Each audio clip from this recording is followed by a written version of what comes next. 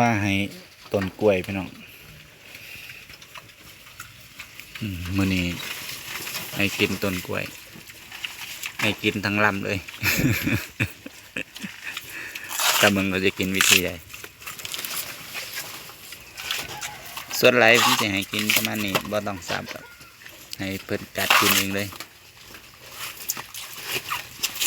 หลังจากที่ให้อาหารมันมักยีดแล้วก็ให้กินต้นกล้วยนะ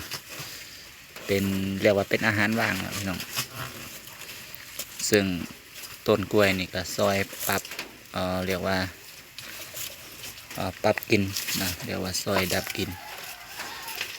สำหรับหมูนะครับมูลหมูนี่ถ้าให้กินพวกต้นกล้วยนี่ก็จะซอยดับกินได้เป็นอย่างดีเลย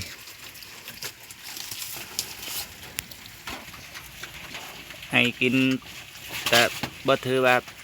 ทุกวันไปเนาะ2 มื้อ3 มื้อแต่ถ้าได้กินทุกวันก็ดีช่วงนี้ต้นกล้วยพี่น้อง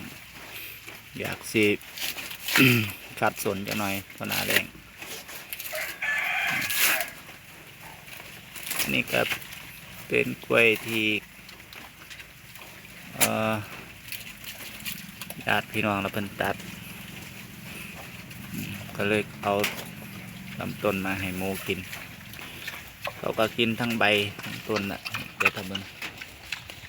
นี่บ่เหลือหรอกเขาสิค่อยกัดกินไปเลยนี่จะฟังไปกินเลยไปอย่าอ่อนมักมาอ่อนไปเลย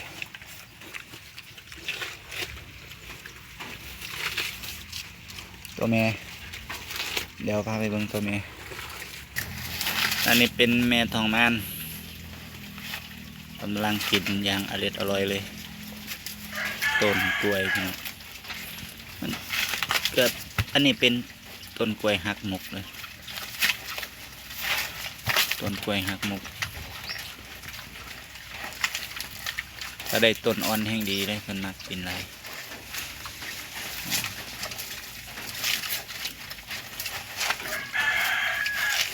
โม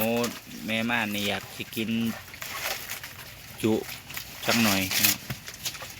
เพิ่นค่อนข้างจะกินหลายกว่าหมูเพราะว่าลูกอยู่ในท้องต้องการอาหารสูงมี2 ตัวนี้ก็ประมาณสักเดือนเมษาน่าจะได้เห็นลูกเพิ่น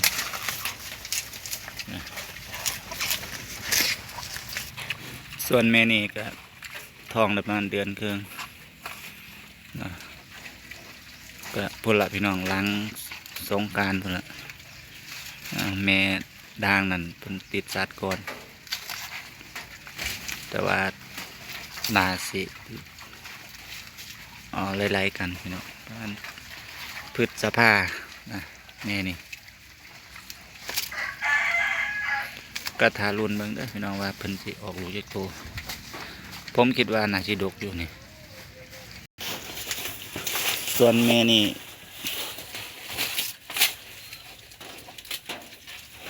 ผมคิดว่าลูกบ่ดกดอกเพราะว่าช่วงเพิ่นติดสัตว์นี่น่าสิตกไข่บ่หลาย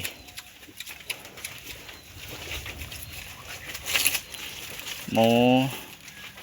อยากให้ลูกดกอันนี้ก็คือมีคนเบาบอกละว่าอย่าเฝ้าให้เพิ่นติดให้ช่วงที่เพิ่นติดสัตว์นี่ก็ให้ทิมไว้จากมือ2 มือให้เขาตกไข่หลายๆจังปล่อยตัวผู้เขาแต่ผมเนื่องจากผมค้างไว้รวมกันกับตัวผู้นะซึ่งช่วงเขาติดสัตว์นี่เขามาสิขึ้นติดเลยแต่ว่าแม่ดำนี่แยกอยู่ผมปล่อยเขาขึ้นสัตว์ติดสัตว์ประมาณ3 วันเราค่อยปล่อยตัวผู้เข้าไปซึ่งท้องสีใหญ่เป็นพิเศษกินแล้วก็เงี้ยวแล้วกินแล้วก็นอนอยู่แล้วเพิ่น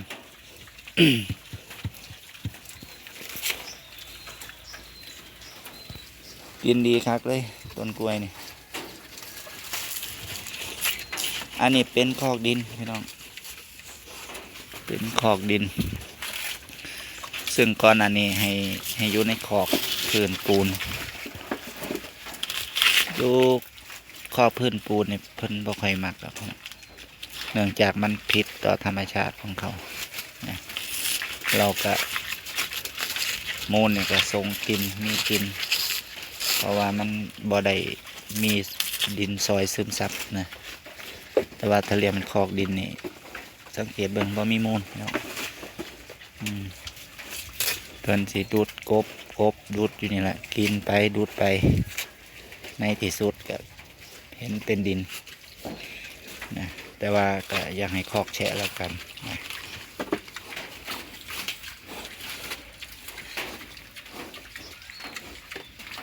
ช่วงนี้ก็มีฝนมานะก็โมก็รู้สึกอารมณ์ดีบ่ฮ้อนเพราะว่าช่วงเขาหนอนนี่ต้องเอาน้ำมาลาดพื้นนะให้เพิ่นเกิดความชุ่มชื้นนะหมูสิได้นอนเล่นได้ไปบางโต๊ะผูแล้วกำลังกินต้นกล้วยอยู่ไอ้โต๊ะนี่ขึ้นโค้งต้นกล้วยลงแล้วใส่ละปังกระปังโต๊ะผูกำลังกินต้นกล้วยยังแสบเลยพี่น้องยังอร่อยนะพี่น้องสำหรับคลิปนี้ผมเกษตรพาเพลินพี่น้องต้องขอลงคลิปไว้เพียงเท่านี้ก่อนพบกันใหม่ในคลิปหน้านะพี่น้องถ้าคิดว่าคลิปนี้ดีมีประโยชน์ก็ฝากกดไลค์กดคอมเมนต์และอย่าลืมกดแชร์เพื่อเป็นขวัญกำลังใจสำหรับวันนี้ผมเกษตรพาเพลินขอลาพี่น้องไว้เพียงเท่านี้บ๊ายบายสวัสดีครับผม